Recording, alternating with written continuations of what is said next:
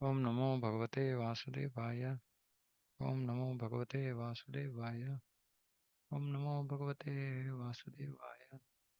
ಓಂ ಅಜ್ಞಾನತಿಮಿರಾಂಧಸ್ಯ ಜ್ಞಾನಾಂಜನಶಲಾಕಯ ಚಕ್ಷುರುನ್ಮಿಲಿತಂ ಯೇನ ತಸ್ಮೈ ಶ್ರೀಗುರವೇ ನಮಃ. ಓಂ ವಿಷ್ಣುಪಾದಾಯ ಕೃಷ್ಣಪ್ರಾಯ ಭೂತಲೆ ಶ್ರೀಮತೆ ಭಕ್ತಿವೇದಾಂತ ಸ್ವಾಮಿನಿತಿ ನಾಮಿನೆ. ನಮಸ್ತೆ ಸಾರಸ್ವತಿ ದೇವೆ ಗೌರವಾಣಿ ಪ್ರಚಾರಿಣೆ ನಿರ್ವಿಶೇಷ ಶೂನ್ಯವಾದಿ ಪಾಶ್ಚಾತ್ಯ ದೇಶತಾರಿಣೆ. ಜೈ ಶ್ರೀ ಕೃಷ್ಣ ಚೈತನ್ಯ ಪ್ರಭು ನಿತ್ಯಾನಂದ ಶ್ರೀ ಅದ್ವೈತ ಗದಾಧರ ಶಿವಾಸಾದಿ ಗೌರ ಭಕ್ತವೃಂದ. ಹರೇ ಕೃಷ್ಣ ಕೃಷ್ಣ ಕೃಷ್ಣ ಹರೇ ಹರೇ, ಹರೇ ರಾಮ ರಾಮ ರಾಮ ಹರೇ ಹರೇ. ಜಯ ಜಯ ಶ್ರೀ ಚೈತನ್ಯ ಜಯ ನಿತ್ಯಾನಂದ, ಜಯ ದ್ವೈತ ಚಂದ್ರ ಜಯ ಗೌರ ಭಕ್ತ ವೃಂದ. ಜಯ ಜಯ ಶ್ರೀ ಚೈತನ್ಯ ಜಯ ನಿತ್ಯಾನಂದ, ಜಯ ದ್ವೈತ ಚಂದ್ರ ಜಯ ಗೌರ ಭಕ್ತ ವೃಂದ. ಜಯ ಜಯ ಶ್ರೀ ಚೈತನ್ಯ ಜಯ ನಿತ್ಯಾನಂದ, ಜಯ ದ್ವೈತ ಚಂದ್ರ ಜಯ ಗೌರ ಭಕ್ತ ವೃಂದ. ಹೇ ಆದಿಲೀಲಾಧ್ಯಾಯ 1 ಶ್ಲೋಕ 49. ತೇಷಾಂ ಸತತಯುಕ್ತಾನಾಂ ಭಜತಾಂ ಪ್ರೀತಿಪೂರ್ವಕಂ ದದಾಮಿ ಬುದ್ಧಿಯೋಗಂ ತಂ ಯೇನ ಮಾಮುಪಯಾಂತಿ ತೇ. ಅನುವಾದ: ಯಾರು ಪ್ರೀತಿಯಿಂದ ಸದಾ ನನ್ನ ಭಕ್ತಿ ಸೇವೆ ಮಾಡುತ್ತಿರುವರೋ ಅಂಥವರಿಗೆ ನನ್ನ ಬಳಿ ಬರುವ ದಾರಿಯನ್ನು ತಿಳಿಸಿಕೊಡುತ್ತೇನೆ. ಈ ಮುಖ್ಯವಾದ ವಿಷಯ ಏನು? ಯಾರು ಪ್ರೀತಿಯಿಂದ, ಮೊದಲನೇ ವಿಷಯ. ಎರಡನೇದು ಸದಾ. ಪ್ರೀತಿಯಿಂದ ಕೃಷ್ಣನಿಗೆ ಸದಾ ಸೇವೆ ಮಾಡ್ತಾ ಇರೋರಿಗೆ ಕೃಷ್ಣ ಅವನ ಬಳಿ ಬರೋದಕ್ಕೆ ದಾರಿಯನ್ನು ತಿಳಿಸ್ಕೊಡ್ತಾನೆ. ಭಾವಾರ್ಥ: ಭಗವದ್ಗೀತೆಯ 10ನೇ ಅಧ್ಯಾಯ 10ನೇ ಶ್ಲೋಕ. ಈ ಶ್ಲೋಕವು ಗೋವಿಂದನು ತನ್ನ ನಿಜವಾದ ಭಕ್ತನಿಗೆ ಉಪದೇಶಿಸುತ್ತಾನೆಂಬುದನ್ನು ಹೇಳುತ್ತದೆ. ನಿಜವಾದ ಭಕ್ತ ಅಂದ್ರೆ 2 ಗುಣಲಕ್ಷಣಗಳು: ಸತತಂ ಮತ್ತೆ ಪ್ರೀತಿಯಿಂದ. ಸತತವಾಗಿ ಪ್ರೀತಿಯಿಂದ ಭಕ್ತಿ ಸೇವೆ ಮಾಡ್ತಾರೋ ಅವರು ನಿಜವಾದ ಭಕ್ತರು. ದೇವ ಆಸ್ತಿಕ್ಯ ಜ್ಞಾನದಿಂದ ತನ್ನ ದಿವ್ಯ ಪ್ರೇಮ ಸೇವೆಯಲ್ಲಿ ಸದಾ ತೊಡಗಿರುವವರಿಗೆ ತನ್ನಲ್ಲಿ ಅನುರಕ್ತಿಯನ್ನು ನೀಡುವುದಾಗಿ ಭಗವಂತನು ತಿಳಿಸುತ್ತಾನೆ. ಅಂದ್ರೆ ನಾನು ಸಂಬಂಧ ಜ್ಞಾನ, ನಾನು ಭಗವಂತನ ಸೇವಕ ಅಂತ ತಿಳ್ಕೊಂಡು ಯಾರು ಕೃಷ್ಣನ ದಿವ್ಯ ಪ್ರೇಮ ಸೇವೆಯಲ್ಲಿ ಸದಾ ತೊಡಗಿರ್ತಾರೋ ಅವರಿಗೆ ಕೃಷ್ಣ ಅನುರಕ್ತಿಯನ್ನ, ಅಂದ್ರೆ ಕೃಷ್ಣನಿಗೆ ಅಂಟ್ಕೊಡೋದು ಅನುರಕ್ತಿ. ಅದನ್ನ ಭಗವಂತ ನೀಡ್ತಾನೆ. ಯಾಕಂದ್ರೆ ಕೃಷ್ಣ ಪ್ರಜ್ಞೆಯಲ್ಲಿ ಆರಂಭದ ಹಂತಗಳಲ್ಲಿ ನಾವು ನಮ್ಮ ಶ್ರಮವನ್ನ ಹಾಕ್ತೀವಿ, ಪ್ರಯತ್ನವನ್ನ ಮಾಡ್ತೀವಿ. ಆದರೆ ಪರಿಪೂರ್ಣತೆ ಅನ್ನೋದು ಕೃಷ್ಣನ ಕೃಪೆಯ ಮೇಲೆ ಆಧಾರಿತವಾಗಿದೆ. ನಾವು ನಮ್ಮ ಶಕ್ತಿಯ ಮೇಲೆ ನಾನು ಪರಿಪೂರ್ಣತೆಯನ್ನು ಸಾಧನೆ ಮಾಡಿದೆ ಅಂತ ಹೇಳಕ್ಕಾಗಲ್ಲ. ಅದು ಕೃಷ್ಣನ ಕೃಪೆ ಇದ್ರೆ ಮಾತ್ರ ಸಾಧ್ಯ.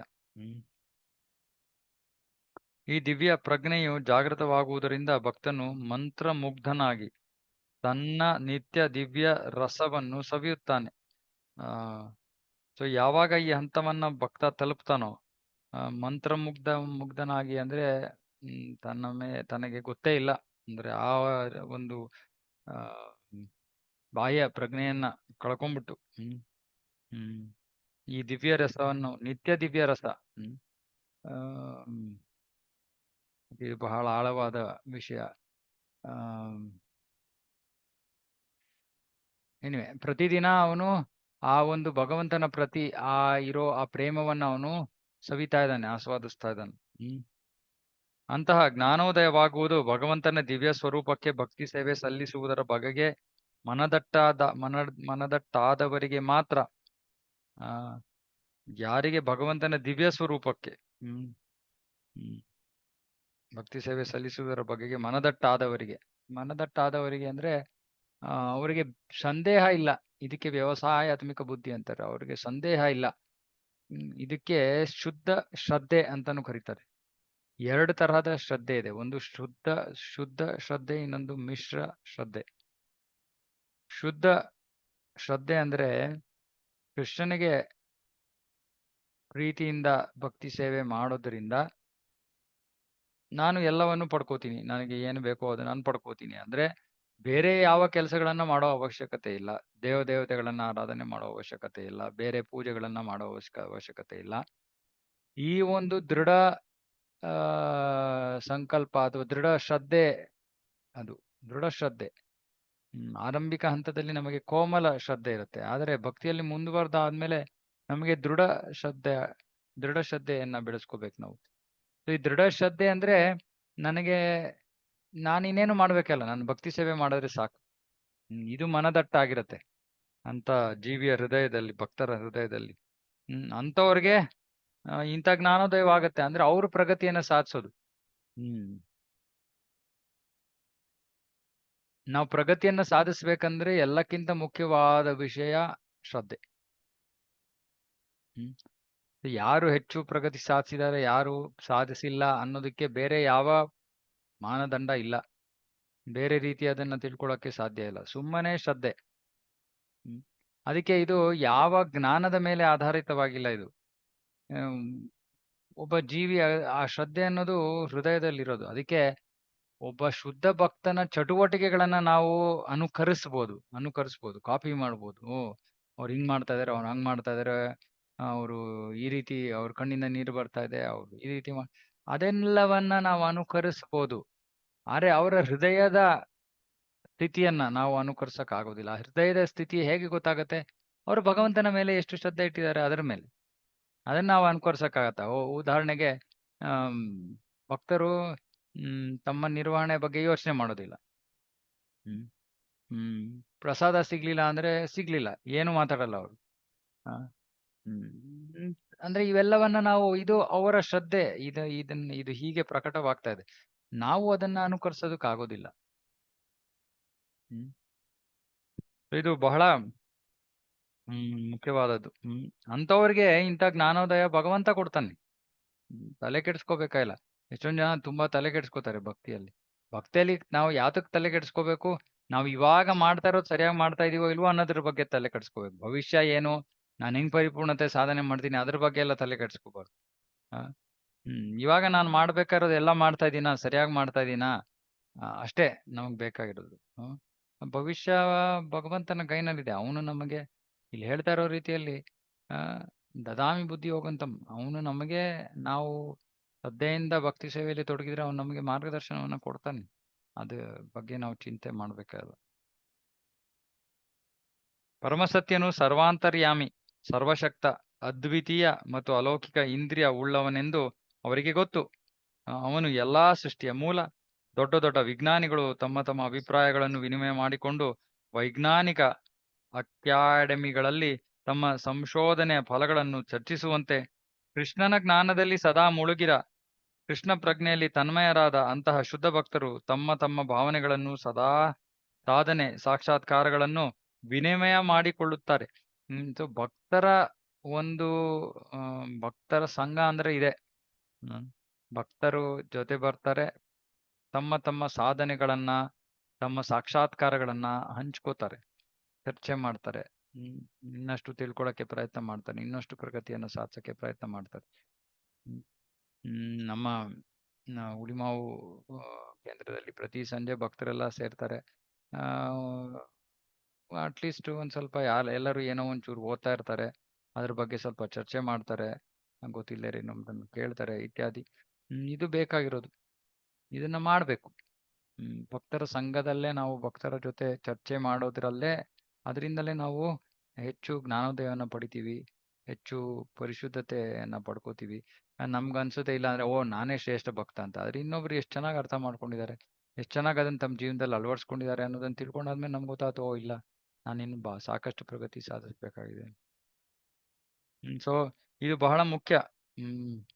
ಭಕ್ತರು ಒಟ್ಟಿಗೆ ಬಂದು ತಮ್ಮ ಜ್ಞಾನೋದಯಗಳನ್ನೆಲ್ಲ, ಸಾಕ್ಷಾತ್ಕಾರಗಳನ್ನ ಪರಸ್ಪರ ವಿನಿಮಯ ಮಾಡ್ಕೋಬೇಕು. ಅದರ ಉದ್ದೇಶ ನಮ್ಮನ್ನ ಏನೋ ದೊಡ್ಡ ಭಕ್ತರಾಗಿ ತೋರ್ಪಡಿಸ್ಕೊಳ್ಳೋದಲ್ಲ. ನಾವು ತಿಳ್ಕೊಂಡಿರೋದು ಸರಿ ಇದೆಯಾ, ಸರಿ ಇಲ್ವಾ, ಅಥವಾ ಇನ್ನೊಬ್ರು ಅದ್ರ ಬಗ್ಗೆ ಏನ್ ಹೇಳ್ತಾರೆ, ಈ ರೀತಿ ಇದನ್ನ ತಿಳ್ಕೊಳ್ಳೋ ಒಂದು ಪ್ರಾಮಾಣಿಕ ನಿಷ್ಠೆಯ ಒಂದು ಕೆಲಸ ಅದು. ಕೃಷ್ಣನ ಬಗೆಗಿನ ಅಂತಹ ಅಭಿಪ್ರಾಯ ವಿನಿಮಯಗಳು ಭಗವಂತನಿಗೆ ಸಂತೋಷ ಉಂಟು ಮಾಡುತ್ತವೆ. ನೋಡಿ, ಆ ರೀತಿ ನಾವು ಬಂದು, ನಾನು ಇದನ್ನ ಓದ್ದೆ ಕೃಷ್ಣ ಪುಸ್ತಕದಲ್ಲಿ ಅಥವಾ ಭಗವದ್ಗೀತೆಯಲ್ಲಿ, ಇದರ ಅರ್ಥ ಇದಾ, ಅಥವಾ ಇನ್ನೇನೋ ಪ್ರಶ್ನೆ ಅಥವಾ ಇನ್ನೇನೋ ಚರ್ಚೆ ಅಥವಾ ಕೃಷ್ಣನ ಬಗ್ಗೆ ಏನೋ ಜ್ಞಾನೋದಯವಾಯ್ತು ನನಗೆ, ಇದೆಲ್ಲವನ್ನ ನಾವು ವಿನಿಮಯ ಮಾಡ್ಕೊಳ್ಳೋದು ಕೃಷ್ಣನಿಗೆ ಬಹಳ ಸಂತೋಷವನ್ನು ನೀಡುತ್ತಂತೆ ಅದು. ಸಂತೋಷ ಉಂಟು ಮಾಡುತ್ತವೆ. ಅವನು ಅಂತ ಭಕ್ತರಿಗೆ ಸಕಲ ಜ್ಞಾನವನ್ನು ನೀಡುತ್ತಾನೆ. ಭಕ್ತರ ಸಂಘದಲ್ಲಿ ನಾವು ಈ ಕೃಷ್ಣನ ವಿಷಯಗಳನ್ನ ಚರ್ಚೆ ಮಾಡೋದ್ರಿಂದ ಭಗವಂತ ಪ್ರಸನ್ನನಾಗ್ತಾನೆ, ಮತ್ತೆ ನಮಗೆ ಜ್ಞಾನೋದಯವನ್ನು ನೀಡ್ತಾನೆ.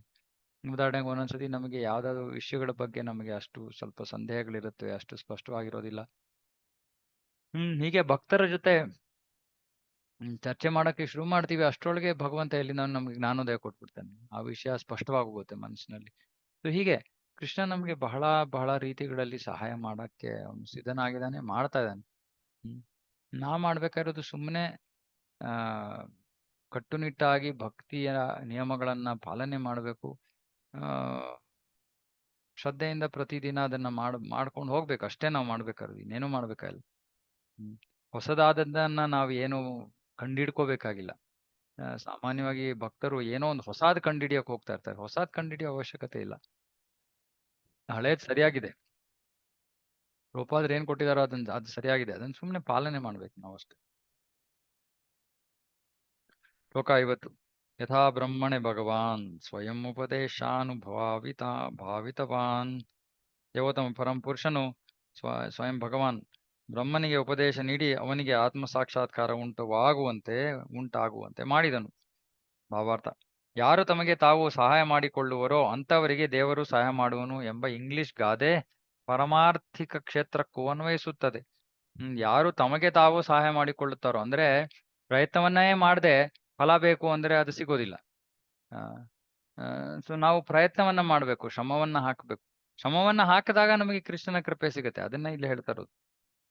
ಭಗವಂತನು ಹೃದಯ ಗಹ್ವರದಿಂದಲೇ ಗುರುವಾಗಿ ವರ್ತಿಸುವ ನಿದರ್ಶನಗಳು ಧರ್ಮಗ್ರಂಥಗಳಲ್ಲಿ ಬೇಕಾದಷ್ಟಿವೆ. ಕೃಷ್ಣ ಹೃದಯದಲ್ಲೇ ಸ್ಥಿತನಾಗಿದ್ದು ಮಾರ್ಗದರ್ಶನ ಕೊಡೋ ಹಲವಾರು ನಿದರ್ಶನಗಳು ಇವೆ. ಸೃಷ್ಟಿಯ ಆದ್ಯ ಜೀವಿಯಾದ ಬ್ರಹ್ಮನಿಗೆ ಭಗವಂತನು ಗುರು. ಬ್ರಹ್ಮನು ಮೊದಲು ಸೃಷ್ಟಿಯಾದಾಗ ವಿಶ್ವದ ಪರಿಸ್ಥಿತಿಯನ್ನು ವ್ಯವಸ್ಥೆಗೊಳಿಸಲು ತನ್ನ ಸೃಷ್ಟಿ ಶಕ್ತಿಯನ್ನು ಬಳಸಲಾಗಲಿಲ್ಲ. ಬ್ರಹ್ಮ ಸೃಷ್ಟಿಯಾಗ್ತಾನೆ, ಈ ಕಡೆ ಆ ಕಡೆ ನೋಡ್ತಾನೆ, ಎಲ್ಲ ಕಡೆ ಕತ್ಲೆ. ಅವನಿಗೆ ದಿಗ್ಭ್ರಮಿತನಾಗಿ ಹೋಗ್ತಾನೆ. ಏನ್ ಮಾಡ್ಬೇಕು ನಾನು, ಯಾಕಿಲ್ಲಿದ್ದೀನಿ, ಯಾಕೆ ಇಷ್ಟೊಂದು ಕತ್ಲೆ, ಯಾಕೆ ಬೇರೆಯವ್ರು ಯಾರು ಇಲ್ಲ, ಇಷ್ಟೊಂದು ಪ್ರಶ್ನೆಗಳು ಅವನಿಗೆ. ಅವಾಗ ಏನ್ ಮಾಡ್ತಾನೆ ಅವನು? ಆಗ ಭಗವಂತ ತೇನೇ ಬ್ರಹ್ಮ ಹೃದಯ ಆದಿಕವೇ, ಭಗವಂತ ಬ್ರಹ್ಮನ ಹೃದಯದ ಮೂಲಕ ಅವನಿಗೆ ಜ್ಞಾನೋದಯವನ್ನು ಕೊಡ್ತಾನೆ.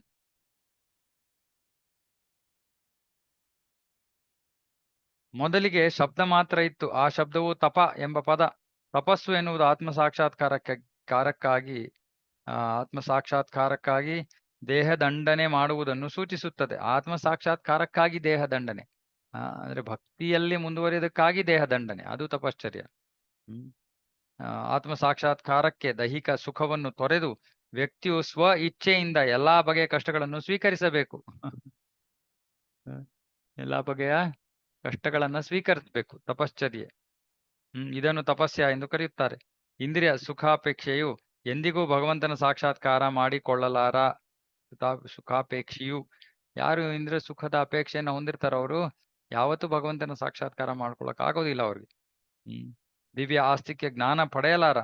ಹೀಗೆ ಶ್ರೀಕೃಷ್ಣನಿಂದ ದೀಕ್ಷೆ ಪಡೆದ ತಪದ ಜಪದಿಂದ ಬ್ರಹ್ಮನು ಕಠೋರ ತಪಸ್ಸನ್ನು ಆಚರಿಸಿ ವಿಷ್ಣುವಿನ ಕೃಪೆಯಿಂದ ದಿವ್ಯ ಸಾಕ್ಷಾತ್ಕಾರದ ಮೂಲಕ ಈ ವೈಕುಂಠ ಲೋಕದ ದರ್ಶನ ಮಾಡಲು ಸಾಧ್ಯವಾಯಿತು.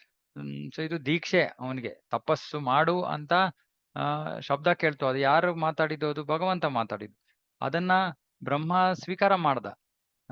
ಈ ಉಪದೇಶವನ್ನ ಆದೇಶವನ್ನ ಸ್ವೀಕಾರ ಮಾಡಿದ ತಕ್ಷಣ ಅದು ದೀಕ್ಷೆ. ದೀಕ್ಷೆ ಆದಂಗೆ. ಸೊ ದೀಕ್ಷೆ ಆಯ್ತು. ಆಮೇಲೆ ಅವನು ಆ ತಪಸ್ಸನ್ನ ಮಾಡ್ದ. ಆಮೇಲೆ ಏನಾಯ್ತು? ಅವನಿಗೆ ವೈಕುಂಠ ಲೋಕದ ದರ್ಶನವಾಯ್ತು. ನೋಡಿ, ಗುರುಗಳ ಆದೇಶವನ್ನ ಉಪದೇಶವನ್ನ ಪಾಲನೆ ಮಾಡೋದ್ರಿಂದ ಆ ಒಂದು ಆಧ್ಯಾತ್ಮಿಕ ಫಲ ಸಿಗುತ್ತೆ ಅನ್ನೋದಕ್ಕೆ ಇದು ಪುರಾವೆ. ಆಧುನಿಕ ವಿಜ್ಞಾನವು ರೇಡಿಯೋ, ಟೆಲಿವಿಷನ್, ಕಂಪ್ಯೂಟರ್ಗಳೇ ಮೊದಲಾದ ಅನ್ವೇಷಣೆಗಳನ್ನು ಬಳಸಿಕೊಂಡು ಸಂಪರ್ಕ ಸಾಧಿಸಬಹುದು. ಆದರೆ ಮಾನವ ಕುಲದ ಮೂಲ ಪಿತನಾದ ಬ್ರಹ್ಮನು ತಪಶ್ಚರ್ಯೆಯಿಂದ ಪಡೆದ ವಿದ್ಯೆಯು ಇನ್ನೂ ಸೂಕ್ಷ್ಮತರವಾದುದು. ಕಾಲಕ್ರಮದಲ್ಲಿ ಭೌತ ವಿಜ್ಞಾನಿಗಳು ನಾವು ವೈಕುಂಠ ಲೋಕದೊಡನೆ ಸಂಪರ್ಕ ಸಾಧಿಸಬಲ್ಲೆವು ಎಂಬುದನ್ನು ತಿಳಿಯಬಹುದು. ಪ್ರಭುಪಾದರು ಹೇಳ್ತಾ ಇದ್ದಾರೆ, ಭವಿಷ್ಯದಲ್ಲಿ ವಿಜ್ಞಾನಿಗಳು ವೈಕುಂಠ ಲೋಕದೊಂದಿಗೆ ಸಂಪರ್ಕ ಸಾಧಿಸಬಹುದೇನೋ ಅವರು. ವಿಜ್ಞಾನ ಈ ತರ ವಿಜ್ಞಾನವನ್ನು ಅವರು ಕಂಡಿಡ್ಕೋಬಹುದು. ಬ್ರಹ್ಮನು ಭಗವಂತನ ಶಕ್ತಿಯ ಬಗೆಗೆ ಕೇಳಿದಾಗ ಭಗವಂತನು ಈ ಕೆಳಕಂಡ 6 ಶ್ಲೋಕಗಳಲ್ಲಿ ಅದಕ್ಕೆ ಉತ್ತರ ಕೊಟ್ಟನು. ಶ್ರೀಮದ್ ಭಾಗವತದಿಂದ ಉದ್ಧರಿಸಿದ ಈ ಉಪದೇಶಗಳನ್ನು ಭಗವಂತನು ಪರಮ ಗುರುವಾಗಿ ನೀಡಿದನು. ಆ ಒಂದು ತಪಸ್ಸನ್ನ ಮಾಡಿದಾಗ ಭಗವಂತ ವಿಷ್ಣು ಬ್ರಹ್ಮನಿಗೆ ಜ್ಞಾನೋದಯವನ್ನ ನೀಡ್ತಾನೆ. ಆ ಶ್ಲೋಕಗಳನ್ನ 2ನೇ ಸ್ಕಂದ 9ನೇ ಅಧ್ಯಾಯದಲ್ಲಿ ಭಾಗವತದಲ್ಲಿ ನಾವು ಪಡ್ಕೋತೀವಿ. ಅದನ್ನ ಇಲ್ಲಿ ಉಲ್ಲೇಖ ಮಾಡಿದ್ದಾರೆ. ಜ್ಞಾನಂ ಪರಮಗುಹ್ಯಂ ಮೇ ಯದ್ವಿಜ್ಞಾನ ಸಮನ್ವಿತಂ ಸ ರಹಸ್ಯಂ ತದಂಗಂ ಚ ಗೃಹಾಣಿ ಗದಿತಂ ಮಯಾ. ಇದು ಭಗವಂತ ಬ್ರಹ್ಮನಿಗೆ ಹೇಳ್ತಿರೋದು. ನಾನು ನಿನಗೆ ಹೇಳುವುದನ್ನು ಮನಸ್ಸಿಟ್ಟು ಕೇಳು, ಏಕೆಂದರೆ ನನ್ನ ಬಗೆಗಿನ ದಿವ್ಯ ಜ್ಞಾನವು ವೈಜ್ಞಾನಿಕ ಮಾತ್ರವಲ್ಲ, ರಹಸ್ಯಮಯವೂ ಆದದು. ಆ ಭಗವಂತನ ಬಗ್ಗೆ ನಾವು ತಿಳ್ಕೊಳ್ಳೋದಕ್ಕೆ ಬಹಳ ಏಕಾಗ್ರತೆಯಿಂದ ಶ್ರವಣ ಮಾಡಬೇಕು. ಮನಸ್ಸಿಟ್ಟು ಕೇಳು ಅಂತ ಭಗವಂತ ಬ್ರಹ್ಮನಿಗೆ ಹೇಳ್ತಾನೆ. ಅದಕ್ಕೋಸ್ಕರ ನಾವು ಪುಸ್ತಕಗಳನ್ನು ಓದಬೇಕು. ಶ್ರವಣ ಮಾಡಿದ್ರೆ ಏನಾಗುತ್ತೆ, ನಮ್ಮ ಮನಸ್ಸು ಒಂದ್ಸತಿ ಇಲ್ಲಿದೆ, ಇನ್ನೊಂದ್ಸತಿ ಇಲ್ಲಿಲ್ಲ. ಯಾಕಂದ್ರೆ ಇವಾಗ ಎಲ್ಲರೂ ಎಲ್ಲೆಲ್ಲೋ ನಿಮ್ಮ ಮನೆಗಳಲ್ಲಿ ಇದ್ದೀರಾ, ಎಲ್ಲೋ ಇದ್ದೀರಾ, ಆಫೀಸುಗಳಲ್ಲಿ ಇತ್ಯಾದಿ. ನಮಗೆ ಯಾರ ಮುಖನೂ ನೋಡೋಕ್ಕೆ ನಮಗೆ ಸಿಗ್ತಾ ಇಲ್ಲ. ನಮ್ಗೆ ಗೊತ್ತಿಲ್ಲ ನೀವು ಎದ್ದಿದ್ದೀರೋ, ಮಲಗಿದ್ದೀರೋ, ಇನ್ನೇನೋ ಮಾಡ್ತಾ ಇದ್ದೀರೋ, ನಿಮ್ಗೆ ಎಷ್ಟು ಗಮನ ಇದೆ ನಮ್ಗೆ ಗೊತ್ತಾಗೋದಿಲ್ಲ. ಆದ್ರೆ ನಾವೇ ಪುಸ್ತಕ ಇಟ್ಕೊಂಡು ನಾವೇ ಓದಿದಾಗ ನಾವು ನಿದ್ದೆ ಮಾಡ್ತಾ ಇದ್ರೆ ನಾವು ಎಲ್ಲಿದ್ವೋ ಅಲ್ಲೇ ಇರ್ತೀವಿ. ಅಥವಾ ನಾವು ಓದ್ತಾ ಇದೀವಿ, ನಮ್ಗೆ ಏನು ಅರ್ಥ ಆಗ್ತಾ ಇಲ್ಲ ಅಂದ್ರೆ ಅದು ಗೊತ್ತಾಗತ್ತೆ ಎಲ್ಲಿಂದ ನನಗೆ ಏನು ಅರ್ಥ ಆಗಿಲ್ಲ ಅಂತ. ಸೊ ಮನಸ್ಸಿಟ್ಟು ಮಾಡಕ್ಕೆ ಓದೋದು ಸರಿಯಾದ ಸೇವೆ. ಶ್ರವಣ ಅಷ್ಟು ಸರಿಯಾದ ಸೇವೆ ಅಲ್ಲ. ಅಂದ್ರೆ ನಮ್ಮ ಗಮನ ಈ ಕಡೆ ಆ ಕಡೆ ಆದ್ರೂ ಕೂಡ ಅದರಿಂದ ಅದು ಮಾತಾಡ್ತಾ ಇರೋರು ಮಾತಾಡ್ತಾ ಇರ್ತಾರೆ. ನಾನು ಮಾತಾಡ್ತಾ ಇದೀನಿ, ನಿಮ್ಗೆ ಗಮನ ಇದೆಯೋ ಇಲ್ವೋ, ನಾನ್ ಮಾತಾಡೋದು ಮುಂದುವರಿಸ್ತೀನಿ. ಸೊ ಅದು ಮನಸ್ಸಿಟ್ಟು ಶ್ರವಣ ಮಾಡೋಕ್ ಆಗದೇ ಇರಬಹುದು. ಹಾಗಾಗಿ ಓದ್ಬೇಕು, ಪುಸ್ತಕ ಓದ್ಬೇಕು.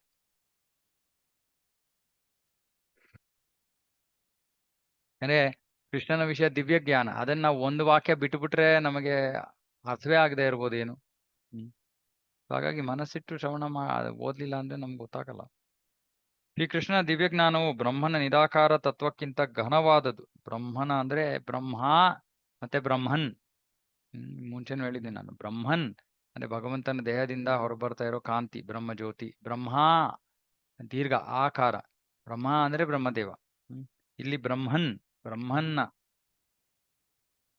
ಏಕೆಂದರೆ ಅದರಲ್ಲಿ ಕೃಷ್ಣನ ಆಕಾರ, ವ್ಯಕ್ತಿತ್ವ ಮಾತ್ರವಲ್ಲದೆ ಅವನಿಗೆ ಸಂಬಂಧಿಸಿದ ಬೇರೆ ಎಲ್ಲವೂ ಇದೆ. ಸೊ 2 ತರ ಇವಾಗ ಅಲೌಕಿಕ ಜ್ಞಾನದಲ್ಲಿ ಕೂಡ ಬ್ರಹ್ಮನ್ನ ಜ್ಞಾನ ಇದೆ, ಕೃಷ್ಣನ ಜ್ಞಾನ ಇದೆ. ಕೃಷ್ಣನ ಜ್ಞಾನ ಬ್ರಹ್ಮನ್ನ ಜ್ಞಾನವನ್ನು ಒಳಗೊಂಡಿರೋದು. ಯಾಕಂದ್ರೆ ಬ್ರಹ್ಮನ್ನ ಜ್ಞಾನದಲ್ಲಿ ಕೇವಲ ಸತ್ತಿರೋದಷ್ಟೇ, ಶಾಶ್ವತತೆ, ಚಿತ್ ಮತ್ತೆ ಆನಂದ ಇಲ್ಲ. ಅದು ಸತ್ ಚಿತ್ ಆನಂದ ಎಲ್ಲವೂ ಕೂಡ ಕೃಷ್ಣನಲ್ಲಿ ಇದೆ. ಹಾಗಾಗಿ ಕೃಷ್ಣನ ಕುರಿತಾದ ಜ್ಞಾನ ಬ್ರಹ್ಮನ್ ಕುರಿತಾದ ಜ್ಞಾನಕ್ಕಿಂತ ಮಿಗಿಲಾದದ್ದು. ಅದು ಬ್ರಹ್ಮನ್ನ ಕುರಿತಾದ ಜ್ಞಾನವನ್ನು ಒಳಗೊಂಡಿದೆ ಕೃಷ್ಣನ ಜ್ಞಾನ. ಶ್ರೀಕೃಷ್ಣನಿಗೆ ಸಂಬಂಧಿಸಿದ ಯಾವುದೂ ಅಸ್ತಿತ್ವದಲ್ಲಿ ಸಂಬಂಧಿಸಿದ ಯಾವುದೂ ಅಸ್ತಿತ್ವದಲ್ಲಿ ಇಲ್ಲ. ಏನಂಗಂದ್ರೆ ಸಂಬಂಧಿಸದ ಒಂದು ಅರ್ಥದಲ್ಲಿ ಕೃಷ್ಣನು ಬಿಟ್ಟು ಬೇರೇನೂ ಇಲ್ಲ. ಆದರೂ ಕೃಷ್ಣ ಆದಿಮ ವ್ಯಕ್ತಿತ್ವವನ್ನು ಹೊರತುಪಡಿಸಿ ಬೇರಾವುದೂ ಇಲ್ಲ. ಎಷ್ಟೊಂದು ವಸ್ತುಗಳಿವೆ, ಎಲ್ಲವೂ ಅವನಿಂದ ಬಂದಿವೆ, ಆದ್ರೆ ಅವು ಯಾವೂ ಇಲ್ಲ. ಯಾಕಂದ್ರೆ ಅವನಿಲ್ಲದೆ ಅವು ಇಲ್ಲ. ಹಾಗಾಗಿ ಅವನ ವ್ಯಕ್ತಿತ್ವವನ್ನು ಹೊರತುಪಡಿಸಿ ಬೇರೇನೂ ಇಲ್ಲ. ಯಾಕಂದ್ರೆ ಅದು ಅವನಿಂದ ಬಂದಿರೋದು ಕೂಡ ಅವನೇ. ಕೃಷ್ಣನಿಂದ ಏನು ಹೊರ ಬಂದಿದೆಯೋ ಅದು ಕೂಡ ಕೃಷ್ಣನೇ.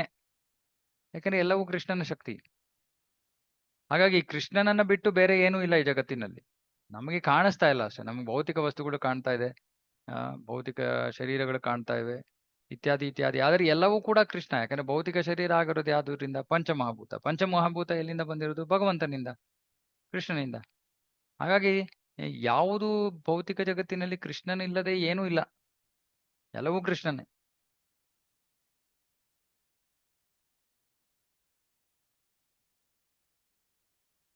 ಈ ಜ್ಞಾನದಲ್ಲಿ ಸಕಲ ದಿವ್ಯ ವಿದ್ಯೆಯೂ ಇದೆ. ವಿಷ್ಣು ಬ್ರಹ್ಮನಿಗೆ ಈ ವಿದ್ಯೆಯ ಬಗ್ಗೆ ಪೂರ್ಣ ಅರಿವು ನೀಡ ಬಯಸಿದನು. ಈ ಜ್ಞಾನದ ರಹಸ್ಯವು ಭಗವಂತನ ಬಗ್ಗೆ ಅನುರಕ್ತಿಯೊಂದಿಗೆ, ಕೃಷ್ಣ ಅಲ್ಲದ ಯಾವುದೇ ವಸ್ತುವಿನ ಬಗ್ಗೆ ವಿರಕ್ತಿಯೊಂದಿಗೆ ಪರಿಸಮಾಪ್ತಿಗೊಳ್ಳುತ್ತದೆ. ಅಂದ್ರೆ ನಾವು ಏನ್ ನೋಡಿದ್ರು ಕೂಡ ಅದು ಕೃಷ್ಣನಿಗೆ ಸಂಬಂಧಿತವಾಗಿದೆ ಅನ್ನೋದನ್ನ ನಾವು ತಿಳ್ಕೋಬೇಕು. ಈ ಹಂತವನ್ನು ತಲುಪಲು 9 ದಿವ್ಯ ಸಾಧನಗಳಿವೆ. ಶ್ರವಣ, ಕೀರ್ತನ, ಸ್ಮರಣ, ಭಗವಂತನ ಪಾದ ಕಮಲಗಳ ಸೇವೆ, ಪೂಜಿಸುವುದು, ವಂದನ, ದಾಸ್ಯ, ಸಖ್ಯ ಮತ್ತು ಆತ್ಮನಿವೇದನ. ಇವು ದಿವ್ಯ ರಹಸ್ಯಮಯವಾದ ಭಕ್ತಿ ಸೇವೆಯ ನಾನಾ ಅಂಗಗಳು. ಬ್ರಹ್ಮನಿಂದ ತಾನು ತೃಪ್ತನಾದುದರಿಂದ ಅವನಿಗೆ ರಹಸ್ಯವನ್ನು ತಿಳಿಸಿದುದಾಗಿ ಕೃಷ್ಣನು ಹೇಳಿದನು. ಆ ಸೊ, ಬ್ರಹ್ಮನ ತಪಶ್ಚರ್ಯೆಯಿಂದ ಕೃಷ್ಣ ಪ್ರಸನ್ನನಾಗ್ತಾನೆ. ಅವಾಗ ಹೇಳ್ತಾನೆ, ನಾನಿವಾಗ ನಿನಗೆ ಜ್ಞಾನವನ್ನು ಕೊಡ್ತೀನಿ, ಗಮನ ಇಟ್ಟು ಕೇಳು. ಯಾವಾನಹಂ ಯಥಾ ಭಾವೋ ಯದ್ರೂಪ ಗುಣಕರ್ಮಕಃ ತಥೈವ ತತ್ವ ವಿಜ್ಞಾನಂ ಅಸ್ತುತೆ ಮದ್ ಅನುಗ್ರಹಾತ್. ನನ್ನ ಅನುಗ್ರಹದಿಂದ ನಿನಗೆ ನನ್ನ ವ್ಯಕ್ತಿತ್ವ, ಅವತಾರಗಳು, ಗುಣಗಳು, ಲೀಲೆಗಳು ತಿಳಿಯುವಂತಾಗಲಿ. ವರವನ್ನ ಕೊಟ್ಟ ಭಗವಂತ. ಯಾಕಂದ್ರೆ ಭಗವಂತನ ವರ ಇಲ್ಲದೆ ಇದ್ರೆ ಆಧ್ಯಾತ್ಮಿಕ ಜ್ಞಾನ ಅರ್ಥ ಆಗಕ್ ಸಾಧ್ಯ ಇಲ್ಲ. ಇನ್ನು ಕೃಷ್ಣನ ಜ್ಞಾನವನ್ನು ಆ ಜ್ಞಾನವಂತೂ ಅರ್ಥನೇ ಆಗೋದಿಲ್ಲ. ಆಶೀರ್ವಾದ ಕೊಟ್ಬಿಟ್ಟ, ನಾನು ನಿನ್ನಿಂದ ತೃಪ್ತನಾಗಿದ್ದೀನಿ, ನಿನಗಿವಾಗ ಜ್ಞಾನವನ್ನು ಕೊಡ್ತೀನಿ, ನಿನಗಿವೆಲ್ಲವೂ ಲಭಿಸ್ಲಿ. ಈ ಜ್ಞಾನ ಎಲ್ಲ ನಿಮಗೆ ಲಭಿಸಲಿ ಅಂತ ಅವನು ಆಶೀರ್ವಾದವನ್ನು ಮಾಡ್ತಾ ಇದ್ದಾನೆ. ಭಾವಾರ್ಥ: ಭಗವಂತನ ದಿವ್ಯ ರೂಪಗಳು ನಿಗೂಢವಾದವು ಮತ್ತು ಈ ರೂಪಗಳ ಕುರುಹುಗಳು ಲೌಕಿಕ ವಸ್ತುಗಳ ಕುರುಹುಗಳಿಗಿಂತ ಸಂಪೂರ್ಣವಾಗಿ ಭಿನ್ನವಾದುದರಿಂದ ಅವು ಗಹನವಾದವೇ. ಅಂದ್ರೆ ನಮ್ಗೆ ಅರ್ಥ ಆಗೋದಿಲ್ಲ. ಶ್ಯಾಮಸುಂದರ, ನಾರಾಯಣ, ರಾಮ ಮತ್ತು ಗೌರ ಸುಂದರ ಮೊದಲಾದವು ಭಗವಂತನ ಅಸಂಖ್ಯ ರೂಪಗಳು.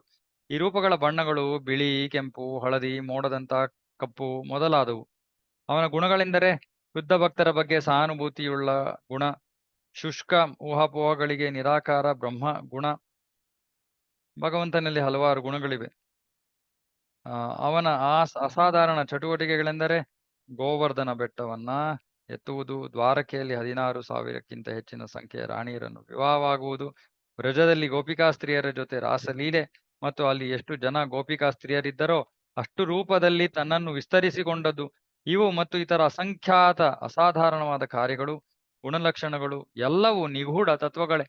ಹಾಗಾಗಿ ಕೃಷ್ಣನನ್ನ ಅರ್ಥ ಮಾಡ್ಕೊಳ್ಳೋದು ಬಹಳ ಕಠಿಣ.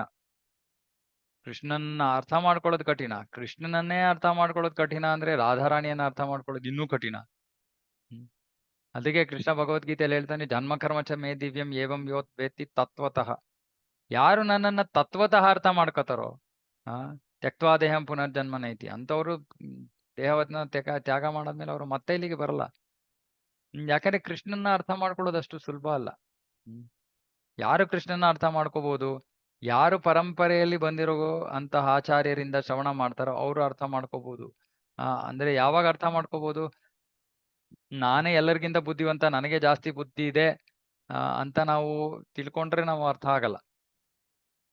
ನಾನು ಮೂರ್ಖ, ನನಗೆ ಏನು ಗೊತ್ತಿಲ್ಲ, ಪ್ರಭುಪಾದ್ರು ಏನ್ ಹೇಳ್ತಾ ಇದಾರೋ ಅದನ್ನ ಅರ್ಥ ಮಾಡ್ಕೊಳ್ಳೋಕೆ ಪ್ರಯತ್ನ ಮಾಡ್ತೀನಿ ಅಂದ್ರೆ ಅರ್ಥ ಆಗೋ ಸಾಧ್ಯತೆ ಇದೆ. ಕೃಷ್ಣನ ಸ್ಥಾನ ಅರ್ಥ ಮಾಡ್ಕೊಂಡ ತಕ್ಷಣ ನಾವೇನ್ ಮಾಡ್ಬೇಕು, ಎಲ್ಲವನ್ನ ಬಿಟ್ಟು ಕೃಷ್ಣ ಭಕ್ತಿ ಮಾಡ್ಬೇಕು. ಅವಾಗ ಮಾತ್ರ ನಮಗೆ ಗೊತ್ತಾಗತ್ತೆ, ಓ ಕೃಷ್ಣನ ನಾನು ಅರ್ಥ ಮಾಡ್ಕೊಂಡಿದೀನಿ. ಇಲ್ಲ ಅಂದ್ರೆ ಕೃಷ್ಣನ ಬಗ್ಗೆ ಸಂದೇಹ ಪಡ್ತೀವಿ, ಕೃಷ್ಣನ ಮೇಲೆ ಸಂಪೂರ್ಣ ನಂಬಿಕೆ ಇಲ್ಲ. ಸೊ ಇದೆಲ್ಲ ಕೃಷ್ಣನ ತತ್ವತಃ ತಿಳ್ಕೊಂಡಿಲ್ದೇ ಇರೋವಂತ ವಿಷಯ, ಒಂದು ಸನ್ನಿವೇಶದ ಒಂದು ಗುಣಲಕ್ಷಣಗಳು. ಅಂದ್ರೆ ನಮಗೆ ನಿಜವಾಗ್ಲೂ ಕೃಷ್ಣನ ಸಂಪೂರ್ಣವಾಗಿ ಅರ್ಥ ಮಾಡ್ಕೊಂಡಿದ್ರೆ ಅವನಲ್ಲಿ ನಂಬಿಕೆ ಇಲ್ಲದೆ ಇರೋದು, ಅಥವಾ ಜೀವನದಲ್ಲಿ ಆತಂಕ, ಭಯ, ಚಿಂತೆ ಇದ್ಯಾವುದೂ ಇರಬಾರ್ದು. ಯಾಕಂದ್ರೆ ನಾವು ಕೃಷ್ಣನ ಸಂಪೂರ್ಣವಾಗಿ ಅರ್ಥ ಮಾಡ್ಕೊಂಡಿದ್ರೆ ಅವನಿಗಿಂತ ಮಿಗಿಲಾದ ವ್ಯಕ್ತಿ ಇಲ್ಲ. ಯಾಕೆ ಯೋಚನೆ ಮಾಡ್ಬೇಕು?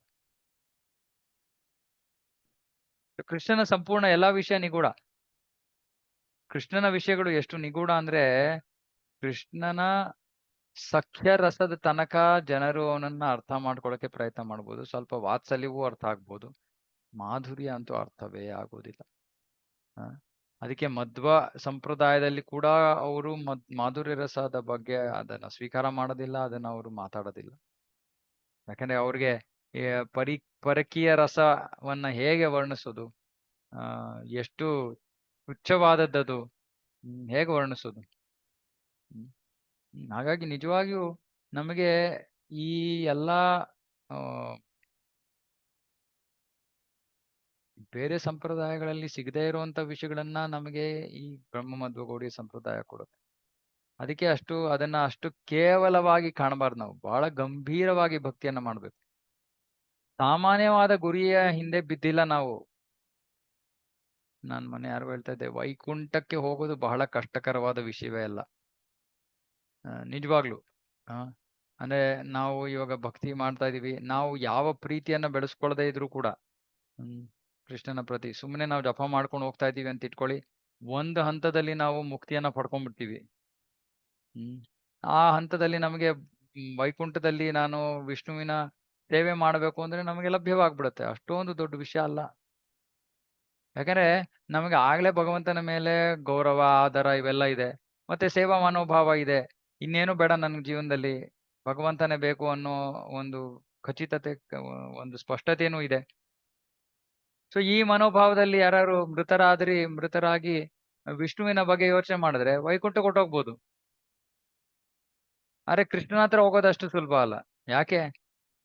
ಕೃಷ್ಣ ಹತ್ರ ಹೋಗ್ಬೇಕು ಅಂದ್ರೆ ನಾವು ಕೃಷ್ಣ ದೇವ್ರು ಅನ್ನೋದನ್ನ ಮರಿಬೇಕು. ಕೃಷ್ಣ ದೇವ್ರು ಅನ್ನೋದನ್ನ ಮರ್ತಾಗ ಮಾತ್ರ ನಾವು ಕೃಷ್ಣನ ಹತ್ರ ಹೋಗಕ್ ಸಾಧ್ಯ. ವಿಷ್ಣುವಿನ ಹತ್ರ ಹೋಗೋದು ಬಹಳ ಸುಲಭ. ವಿಷ್ಣು ದೇವರು ಅಂತ ಜ್ಞಾಪಕ ಇದ್ರೆ ವಿಷ್ಣು ಹತ್ರ ಹೊಟ್ಟೋಗ್ತೀವಿ.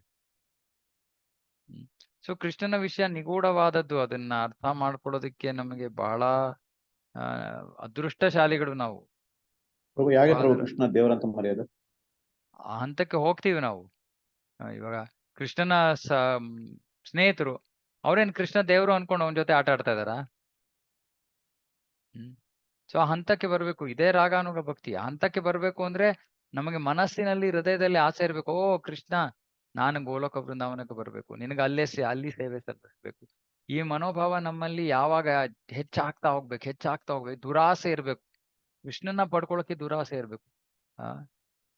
ಆರಂಭದ ಹಂತದಲ್ಲಿ ನಾವು ಪ್ರತಿನಿತ್ಯದ ಒಂದು ನೈವೇದ್ಯವನ್ನ ಅದನ್ನು ಪ್ರೀತಿಯಿಂದ ಮಾಡ್ಬೇಕು ಕೃಷ್ಣನಿಗೆ. ನಾನೇನು ಹೇಳ್ತಾ ಇದ್ದೆ ಭಕ್ತರಿಗೆ, ನಾವು ಪ್ರೀತಿಯಿಂದ ಮಾಡ್ಲಿಲ್ಲ ಅಂದ್ರೆ ಅದು ಲಕ್ಷ್ಮೀನಾರಾಯಣ ಸ್ವೀಕಾರ ಮಾಡುವಂಥದ್ದು, ಕೃಷ್ಣ ಸ್ವೀಕಾರ ಮಾಡಲ್ಲ. ಕೃಷ್ಣ ಸ್ವೀಕಾರ ಮಾಡ್ಬೇಕು ಅಂದ್ರೆ ಪ್ರೀತಿ ಇಲ್ಲದೆ ಇದ್ರೆ ಕೃಷ್ಣ ಏನನ್ನು ಸ್ವೀಕಾರ ಮಾಡಲ್ಲ. ಯಾಕೆ ಪ್ರೀತಿ? ಗೌರವ ಆಧಾರ ಅಲ್ಲ, ಪ್ರೀತಿ. ಯಾಕೆ? ಯಾಕಂದ್ರೆ ಕೃಷ್ಣನ ತಂದೆ ತಾಯಿ ಅವನನ್ನ ಪ್ರೀತಿ ಮಾಡದೆ ಅವನನ್ನು ಗೌರವಿಸಕ್ಕಾಗತ್ತಾ? ಕೃಷ್ಣನ ಮಿತ್ರರು ಅವನನ್ನ ಪ್ರೀತಿ ಮಾಡದೆ ಅವನನ್ನು ಗೌರವಿಸಕ್ಕಾಗತ್ತಾ? ಪ್ರೀತಿ ಇಲ್ಲದೆ ಇದ್ರೆ ಕೃಷ್ಣನ ಜೊತೆ ಸಂಬಂಧದ ಅರ್ಥವೇ ಇಲ್ಲ. ಸೊ ಆ ಪ್ರೀತಿ ಹೆಚ್ಚಾದಾಗ ಒಂದು ಹಂತದಲ್ಲಿ ನಮಗೆ ಕೃಷ್ಣ ದೇವರು ಅನ್ನೋದು ಮರ್ತೋಗ್ಬಿಡುತ್ತೆ. ಅಂದ್ರೆ ಮರ್ತೋಗುತ್ತೆ ಅಂದ್ರೆ ಅದು ನಮ್ಮ ಹಿನ್ನೆಲೆಯಲ್ಲಿ ಹೊರಟೋಗ್ಬಿಡುತ್ತೆ ತಲೆಯಲ್ಲಿ. ಇವಾಗ ಯಶೋಧಾನಂದ ಮಹಾರಾಜರಿಗೆ ಏನು ಕೃಷ್ಣ ದೇವ್ರು ದೇವ್ರು ದೇವ್ರು ಅಂತ ಅಂದ್ಕೊಂಡಿದ್ರೆ ಯಶೋಧ ಏನ್ ಕಟ್ಟಾಗ್ತಾಳೆ ಅವನನ್ನ. ಹಾಗಾಗಿ ಕೃಷ್ಣನ ಒಂದು ಭಕ್ತಿ ಸುಲಭ ಆದ್ರೆ ಕಷ್ಟ. ಯಾವಾಗ ಸುಲಭ? ನಮ್ಮ ಆಚಾರ್ಯರು ಕೊಟ್ಟಿರೋ ಮಾರ್ಗವನ್ನ ನಾವು ಅನುಸರಿಸಿದ್ರೆ ಸುಲಭ. ರೂಪಾದ್ರೆ ಏನ್ ಹೇಳಿದ್ದಾರೆ? ಕೃಷ್ಣ ಪುಸ್ತಕವನ್ನು ಓದಿ, ಭಾಗವತವನ್ನು ಓದಿ, ಪ್ರತಿನಿತ್ಯ ಇದನ್ನ ಮಾಡಿದ್ರೆ ಸುಲಭ ಆಗೋಗುತ್ತೆ. 16 ಮಾಲೆ ಜಪ ಪ್ರತಿದಿನ ಕನಿಷ್ಠ ಒಂದು ಅರ್ಧ ಗಂಟೆ, ಮುಕ್ಕಾಲು ಗಂಟೆ, 1 ಗಂಟೆ ಕಾಲ ಪ್ರಭುಪಾದರ ಪುಸ್ತಕ ಓದಿದ್ರೆ ಗುರಿಯನ್ನ ಸಾಧಿಸ್ಬಿಡ್ತೀವಿ. ಅದು ಮಾಡ್ಲಿಲ್ಲ ಅಂದ್ರೆ ಕಷ್ಟ. ಅದು ಮಾಡ್ಲಿಲ್ಲ ಅಂದ್ರೆ ಕಷ್ಟವಾಗುತ್ತೆ. ಅವಾಗ ಏನೂ ಅರ್ಥ ಆಗಲ್ಲ, ಪ್ರಗತಿ ಸಾಧಿಸೋಕ್ ಆಗಲ್ಲ, ಕೃಷ್ಣನ ಮೇಲೆ ಆಕರ್ಷಣೆ ಹೆಚ್ಚಾಗಲ್ಲ.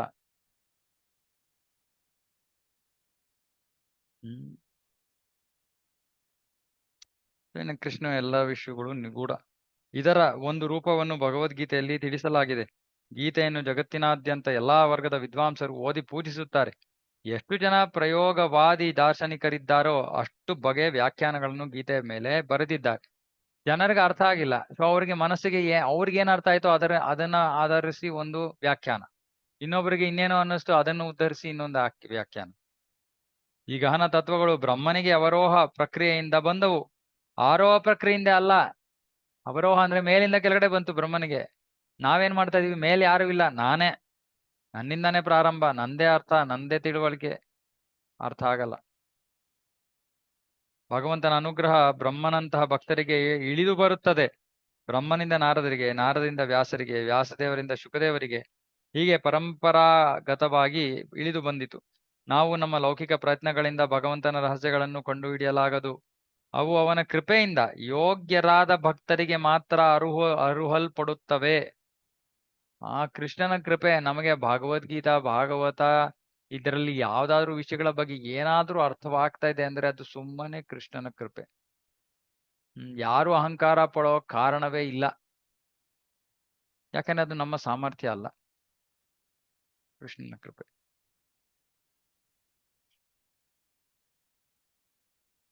ಈ ರಹಸ್ಯಗಳು ಕ್ರಮೇಣ ನಾನಾ ಹಂತದ ಭಕ್ತರಿಗೆ ಅವರವರ ಸೇವಾ ಸೇವಾ ಮನೋಭಾವದ ಮಟ್ಟಕ್ಕೆ ತಕ್ಕಂತೆ ಗೆಡಹಲ್ಪಡುತ್ತವೆ. ಅಂದ್ರೆ ಅವರ ಭಕ್ತರ ಒಂದು ಪ್ರಗತಿಗೆ ಅನುಗುಣವಾಗಿ ಅವರಿಗೆ ಈ ಭಗವಂತನ ವಿಷಯಗಳು ಬಹಿರಂಗವಾಗತ್ವೆ. ಇಷ್ಟು ಸರಳವಾದ ಮಾತಿನ ಭಾಷೆಯಲ್ಲಿ ಹೇಳ್ಬೋದಲ್ಲ. ಬೇರೆ ಮಾತುಗಳಲ್ಲಿ ಹೇಳುವುದಾದರೆ ನಿರಾಕಾರವಾದಿಗಳು ತಮ್ಮ ಅಲ್ಪ ಜ್ಞಾನ ಬಲದಿಂದ ಮತ್ತು ಅಸ್ವಸ್ಥ ಅಪೋಹ ಚಾಳಿಯಿಂದ ಶರಣಾಗತಿ ಇಲ್ಲದೆ ಮತ್ತು ಮೇಲೆ ಹೇಳಿದ ಶ್ರವಣ ಕೀರ್ತನೆ ಮೊದಲಾದವುಗಳ ಸೇವೆ ಇಲ್ಲದೆ ಪರಮ ಸತ್ಯ ಒಬ್ಬ ದಿವ್ಯ ಪುರುಷನವೆಂಬ ಸತ್ಯಾಂಶವನ್ನು ಅರಿಯಲಾರರು. ಭಕ್ತಿ ಸೇವೆ ಮಾಡದೆ, ಶ್ರವಣ ಕೀರ್ತನ ಮಾಡದೆ ಭಗವಂತನ ವಿಷಯವನ್ನ ಅರ್ಥ ಮಾಡ್ಕೊಳಕ್ ಸಾಧ್ಯ ಇಲ್ಲ. ಹಾಗಾಗಿ ನಿರಾಕಾರವಾದಿಗಳು ಅವರು ದೊಡ್ಡದಾಗಿ ಕೃಷ್ಣನ ಬಗ್ಗೆ ಮಾತಾಡ್ಬೋದು, ಆದ್ರೆ ಅವರಿಗೆ ಯಾವ ಜ್ಞಾನೋದಯವೂ ಇರುವುದಿಲ್ಲ, ಆತ್ಮ ಸಾಕ್ಷಾತ್ಕಾರ ಇರೋದಿಲ್ಲ. ಸಾಕ್ಷಾತ್ಕಾರ ಇರೋದಿಲ್ಲ. ಸೊ ಅವ್ರಿಗೆ ಕೃಷ್ಣ ದಿವ್ಯ ಪುರುಷ ಅಂತ ಗೊತ್ತಿಲ್ಲ. ಅವ್ರು ಹೇಳ್ತಾರೆ ಕೃಷ್ಣ ತಾತ್ಕಾಲಿಕವಾಗಿ ಒಂದು ರೂಪವನ್ನ ತಗೊಂಡ ಬ್ರಹ್ಮನ್ ಪರಮ ಪುರುಷ ಅಲ್ಲ, ಬ್ರಹ್ಮನ್ನೇ ಶ್ರೇಷ್ಠ, ಸರ್ವಶ್ರೇಷ್ಠ. ಆ ಬ್ರಹ್ಮನ್ ತಾತ್ಕಾಲಿಕವಾಗಿ ಈ ಎಲ್ಲ ರೂಪಗಳನ್ನ ತಗೋತಾನೆ, ಕೃಷ್ಣ, ವಿಷ್ಣು, ನಾರಾಯಣ ಇತ್ಯಾದಿ. ಇದು ಅವರ ತಿಳುವಳಿಕೆ. ಹಾಗಾಗಿ ಮಾಯಾವಾದಿಗಳು, ನಿರಾಕಾರವಾದಿಗಳ ಸಂಪರ್ಕದಲ್ಲಿ ನಾವು ಇರಬಾರದು, ಅವರ ಮಾತುಗಳನ್ನ ಕೇಳಬಾರದು.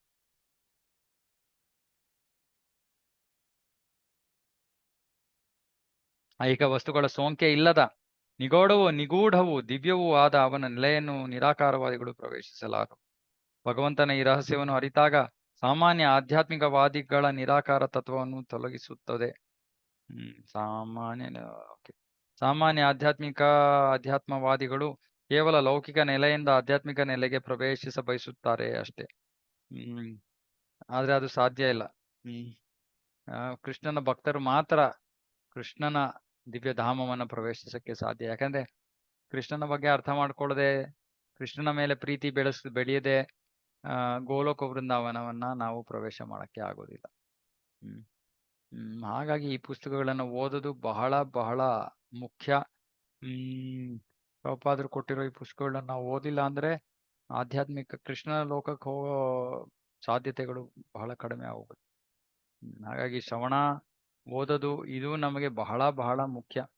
ಆಮೇಲೆ ತುಂಬಾ ಮುಂದುವರೆದ ಹಂತಕ್ಕೆ ತಲುಪಾದ್ಮೇಲೆ, ಮುಂದುವರೆದ ಹಂತ ಅಂದ್ರೆ ನಮಗೆ ನಿಜವಾಗ್ಲೂ ಬಾಯಿನಲ್ಲೇ ಇದೆ ಈ ಎಲ್ಲಾ ಲೀಲೆಗಳು. ನಿರರ್ಗಳವಾಗಿ ನೀರ ತರ ಸುರಿತಾ ಇದೆ, ಬಾಯಿಂದ ಬರ್ತಾ ಇದೆ ಲೀಲೆಗಳು. ಅಂದ್ರೆ ನಮ್ಗೆ ಅವಾಗ ಓದೋ ಅವಶ್ಯಕತೆ ಇಲ್ಲ, ಎಲ್ಲವೂ ತಲೆಯಲ್ಲೇ ಇದೆ. ಅವಾಗ ಓದ್ದೇನು ಕೂಡ ನಾವು ಭಗವಂತನ ಪರಿಪೂರ್ಣತೆಯನ್ನು ಸಾಧನೆ ಮಾಡ್ಬೋದು. ಆದ್ರೆ ಆ ಹಂತವನ್ನ ತಲುಪೋದಕ್ಕೆ ಎಷ್ಟು ಶ್ರಮ ಇದೆ. ಯಾರೋ ಸುಮ್ಮನೆ ನಾನು ಸೇವೆ ಮಾಡ್ಕೊಂಡು ಭಗವದ್ಧಾಮಕ್ಕೆ ಹೋಗ್ತೀನಿ ಅಂದ್ರೆ ಬಹಳ ಕಷ್ಟ. ಯಾಕಂದ್ರೆ ಸೇವೆಯಲ್ಲೂ ಕೂಡ ಮನೋಭಾವ ಇರಬೇಕು. ಆ ಮನೋಭಾವ, ಸರಿಯಾದ ಮನೋಭಾವ ಇಲ್ಲದೆ ಇದ್ರೆ ಸೇವೆಯಿಂದಲೂ ಕೂಡ ನಾವು ಫಲ ಪಡೆಯೋದಿಲ್ಲ. ಹಾಗಾಗಿ ಭಾಗವತ ವಿಧಿ ಅಂದ್ರೆ ಶ್ರವಣ ಕೀರ್ತನ. ಮಿಕ್ಕಿದೆಲ್ಲವೂ ಕೂಡ ಇದಾದ್ಮೇಲೆ ಬರೋದು. ಶ್ರವಣ ಕೀರ್ತನ ಸರಿಯಾಗಿ ಮಾಡಾದ್ಮೇಲೆ ಮಿಕ್ಕಿದ್ದು ಸೇವೆ ಇತ್ಯಾದಿ ಅರ್ಚನಾ, ವಂದನ, ದಾಸ್ಯ, ಇದೆಲ್ಲ ಆಮೇಲೆ ಬರೋದು. ಆದ್ರೆ ಮೊದಲು ಶ್ರವಣ ಕೀರ್ತನೆ. ದೊಡ್ಡ ಭಾವಾರ್ಥ ಇದೆ.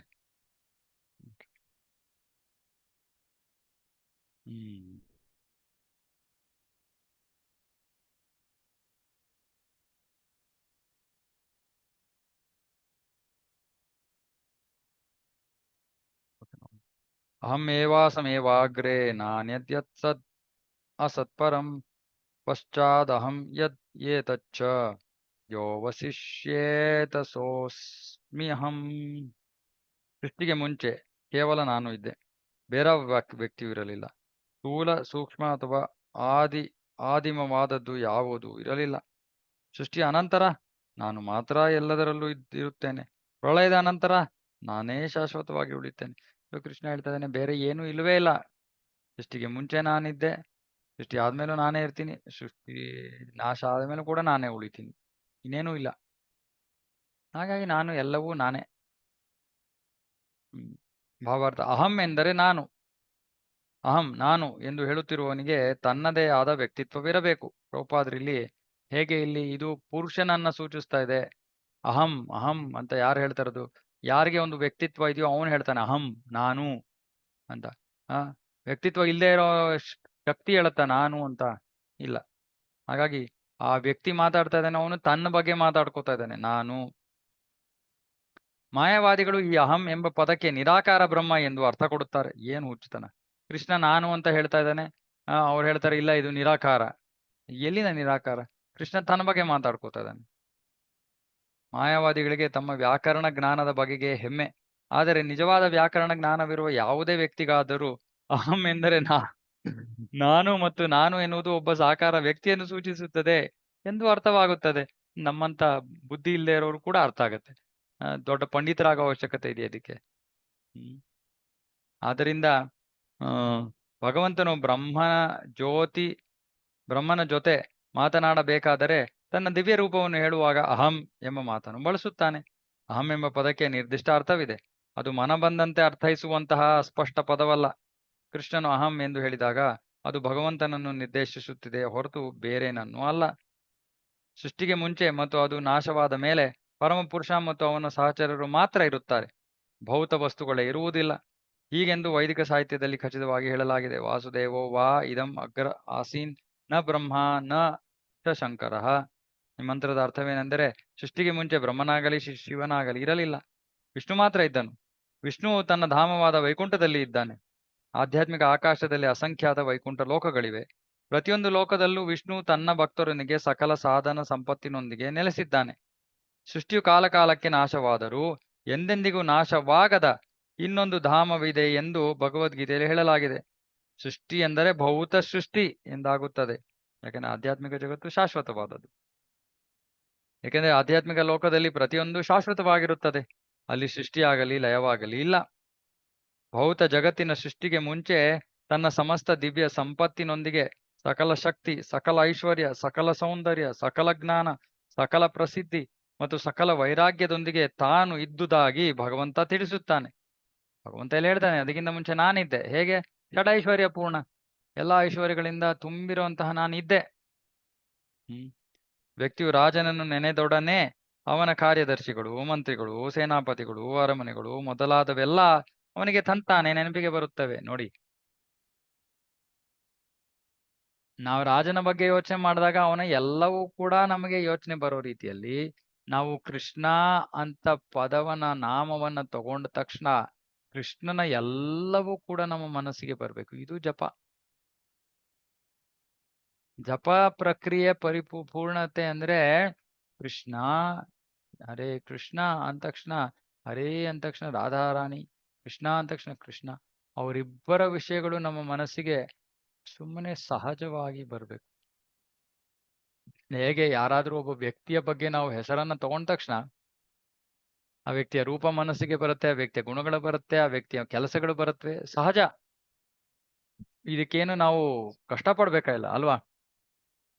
ಯಾವುದೇ ಒಬ್ಬ ವ್ಯಕ್ತಿಯ ಬಗ್ಗೆ ಸುಮ್ಮನೆ ವ್ಯಕ್ತಿಯ ಬಗ್ಗೆ ಹೆಸರನ್ನ ನಾವು ನೆನಪಿಸ್ಕೊಂಡ ತಕ್ಷಣ ಇವೆಲ್ಲವೂ ಬರುತ್ತೆ ಮನಸ್ಸಿಗೆ. ಅದೇ ರೀತಿ ಕೃಷ್ಣನ ನಾಮವನ್ನ ತಗೊಂಡ ತಕ್ಷಣ ಇವೆಲ್ಲ ಮನಸ್ಸಿಗೆ ಬರಬೇಕು. ಇದು ಜಪ. ಈ ಹಂತಕ್ಕೆ ನಾವು ಹೋಗ್ಬೇಕು. ಇವಾಗ ಆ ವ್ಯಕ್ತಿಯ ಬಗ್ಗೆ ನನಗೆ ಗೊತ್ತೇ ಇಲ್ಲ, ಆ ವ್ಯಕ್ತಿಯ ರೂಪ ಏನು ಅಂತ ನನಗೆ ಗೊತ್ತಿಲ್ಲ, ಆ ವ್ಯಕ್ತಿಯ ಗುಣಗಳು ಗೊತ್ತಿಲ್ಲ, ಆ ವ್ಯಕ್ತಿಯ ಲೀಲೆಗಳು ಗೊತ್ತಿಲ್ಲ. ಏನು ಬರುತ್ತೆ ಮನಸ್ಸಿಗೆ? ಏನು ಬರಲ್ಲ. ಸುಮ್ಮನೆ ಶಬ್ದ ಇರುತ್ತೆ, ಹರೇ ಕೃಷ್ಣ ಕೃಷ್ಣ ಕೃಷ್ಣ ಹರೇ. ಹಾಗಾಗಿ ಆರಂಭದಲ್ಲಿ ನಾವು ಸುಮ್ಮನೆ ನಾಮವನ್ನ ಶ್ರವಣ ಮಾಡೋದ್ರ ಮೇಲೆ ಮನಸ್ಸನ್ನ ಕೇಂದ್ರೀಕೃತಗೊಳಿಸ್ಬೇಕು. ಆದ್ರೆ ಮುಂದುವರಿತಾ ಏನಾಗಬೇಕು? ಮುಂದುವರಿಯೋದು ಅಂದ್ರೆ ಏನು? ಹೆಚ್ಚು ಹೆಚ್ಚು ಭಗವಂತನ ಬಗ್ಗೆ ಶ್ರವಣ ಮಾಡ್ತಾ ಭಗವಂತನ ಬಗ್ಗೆ ಇನ್ನಷ್ಟು ಅವನ ದಿವ್ಯ ರೂಪದ ಬಗ್ಗೆ ಜ್ಞಾನ ಬಂತು, ಅವನ ಗುಣಗಳ ಬಗ್ಗೆ ಜ್ಞಾನ ಬಂತು, ಅವನ ಲೀಲೆಗಳ ಬಗ್ಗೆ ಜ್ಞಾನ ಬಂತು.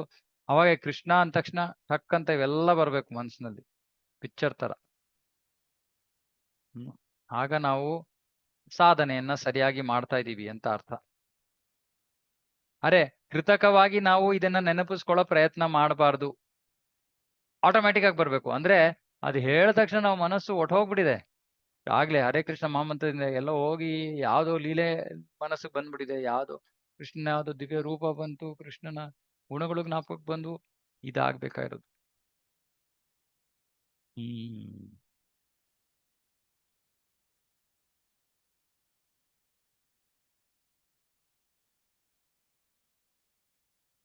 ರಾಜನಿಗೆ ಅಂತಹ ಸಂಪತ್ತು ವೈಭವಗಳಿರಬೇಕಾದರೆ ದೇವೋತ್ತಮ ಪರಮಪುರುಷನ ಸಂಪತ್ತು ವೈಭವಗಳನ್ನು ಊಹಿಸಿಕೊಳ್ಳಲು ಪ್ರಯತ್ನಿಸಬಹುದೇನು? ಭಗವಂತನು ಅಹಂ ಎಂದು ಹೇಳಿದಾಗ ಅವನು ಪೂರ್ಣ ಶಕ್ತಿ, ಪೂರ್ಣ ಶ್ರೀಮಂತಿಕೆಗಳಿಂದ ಇದ್ದಾನೆ ಎಂದು ತಿಳಿಯಬೇಕು. ಯತ್ ಎಂಬ ಪದವು ಭಗವಂತನ ನಿರಾಕಾರ ಪ್ರಭೆಯಿಂದ ಬ್ರಹ್ಮನನ್ನು ಸೂಚಿಸುತ್ತದೆ. ಬ್ರಹ್ಮ ಸಂಹಿತೆಯಲ್ಲಿ ತದ್ ಬ್ರಹ್ಮ ನಿಷ್ಕಲಂ ಅನಂತಂ ಅಶೇಷ ಭೂತಂ ಎಂದು ಹೇಳಲಾಗಿದೆ. ಅಂದರೆ ಬ್ರಹ್ಮನ ಪ್ರಭೆ ಅಪರಿಮಿತವಾಗಿ ವಿಸ್ತರಿಸುತ್ತದೆ ಎಂದರ್ಥ. ಸೂರ್ಯನು ಬೆಳಕನ್ನು ತನ್ನ ಗ್ರಹದಿಂದ ಅಪರಿಮಿತವಾಗಿ ವಿಸ್ತರಿಸುವಂತೆ ಪರಮಸತ್ಯನಾದ ಭಗವಂತನು ತನ್ನ ಶಕ್ತಿಯ ಪ್ರಭೆಯಾದ ಬ್ರಹ್ಮನ್ ಅನ್ನು ಅಪರಿಮಿತವಾಗಿ ವಿಸ್ತರಿಸುತ್ತಾನೆ. ಆ ಬ್ರಹ್ಮ ಶಕ್ತಿಯಿಂದ ಸೃಷ್ಟಿ ಕಾಣಿಸಿಕೊಳ್ಳುತ್ತದೆ.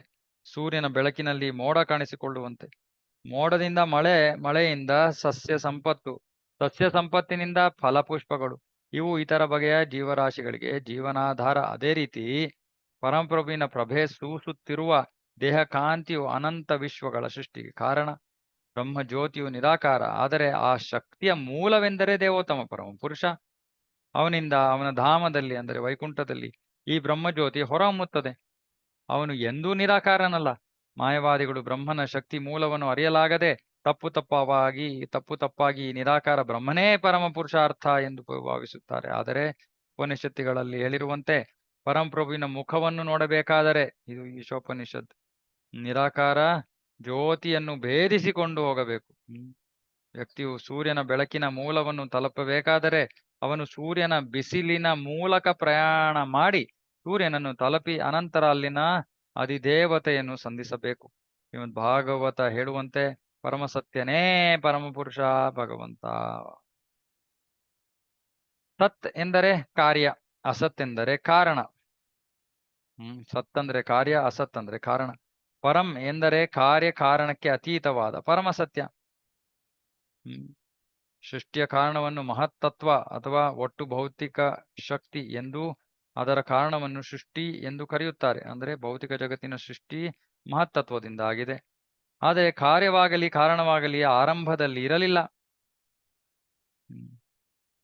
ಏನೂ ಇರಲಿಲ್ಲ. ಅವು ಭಗವಂತನಿಂದ ಹುಟ್ಟಿದವು.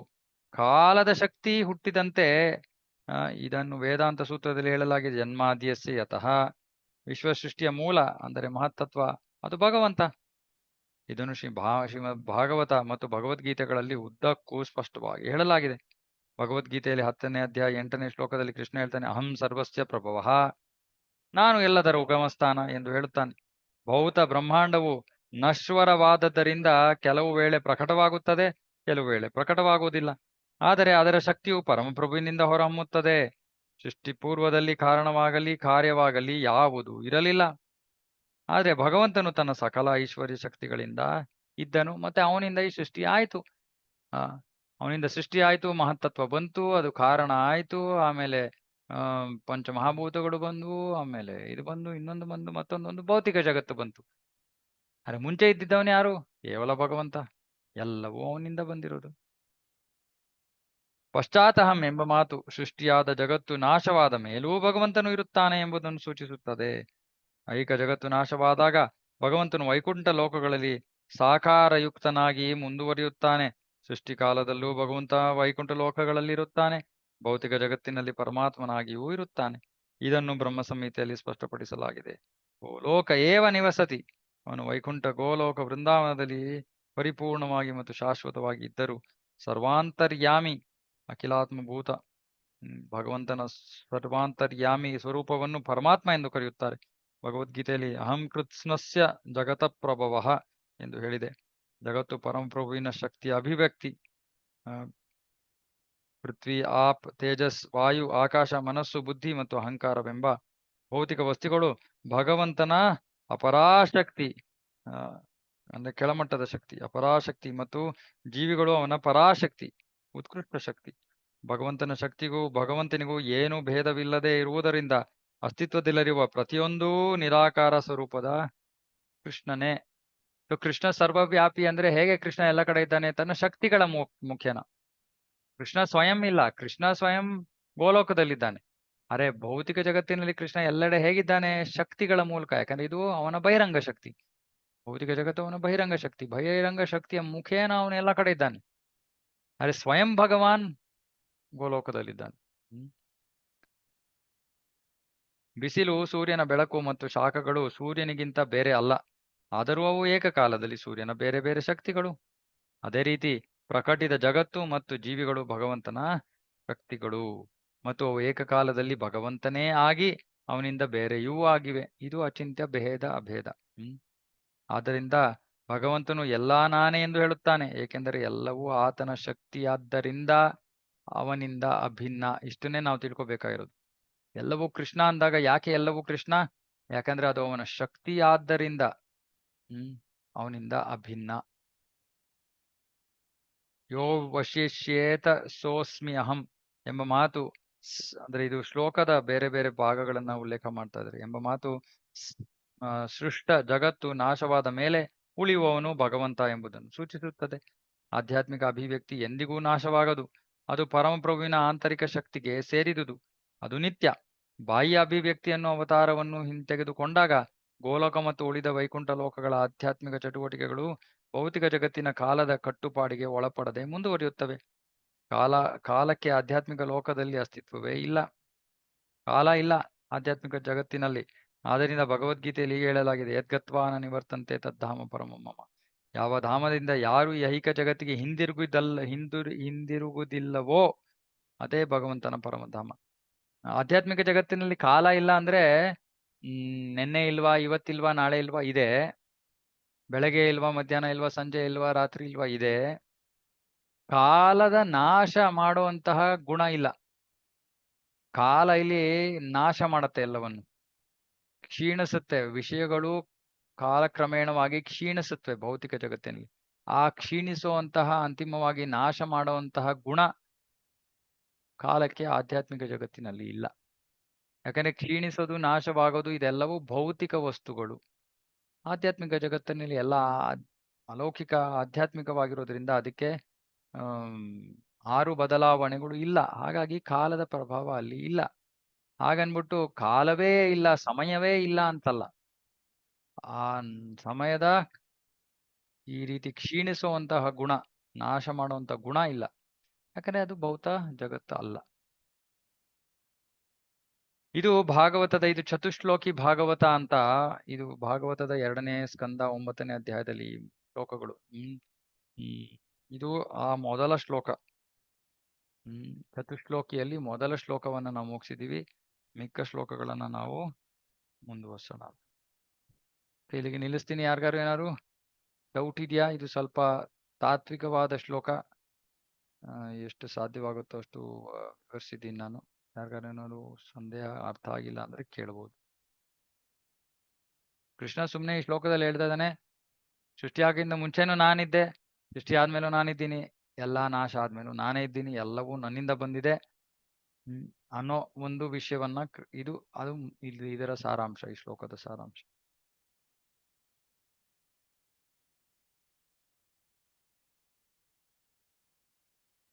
ಓಕೆನಾ? ಟೈಮ್ ಮಾಡೋಣ. ನಾಳೆ ಕ್ಲಾಸ್ ಇದೆಯೋ ಇಲ್ವೋ ನಾನು ತಿಳಿಸ್ತೀನಿ. ಯಾಕಂದ್ರೆ ನಮ್ಮ ಒಂದು JP ನಗರ್ 8ನೇ ಫೇಸ್ ಅಲ್ಲಿ ಒಂದು ನಮ್ದು ಹೊಸ ಸೆಂಟರ್ ಓಪನ್ ಆಗ್ತಾ ಇದೆ. ಅದರ ನಾಳಿದ್ದು ಓಪನಿಂಗ್ ಸೆರೆಮನಿ ಇದೆ. ಅದಕ್ಕೆ ಏನೋ ಸ್ವಲ್ಪ ಕೆಲಸಗಳಿವೆ. ಅದೇನಾದ್ರೂ ನಾನು 4 ಗಂಟೆಗೆ ಹೋಗ್ಬೇಕಾದ್ರೆ ನಾನು ಗ್ರೂಪಲ್ಲಿ ಮೆಸೇಜ್ ಹಾಕ್ತೀನಿ. ಇಲ್ಲ ಅಂದ್ರೆ ಕ್ಲಾಸ್ ಇರುತ್ತೆ.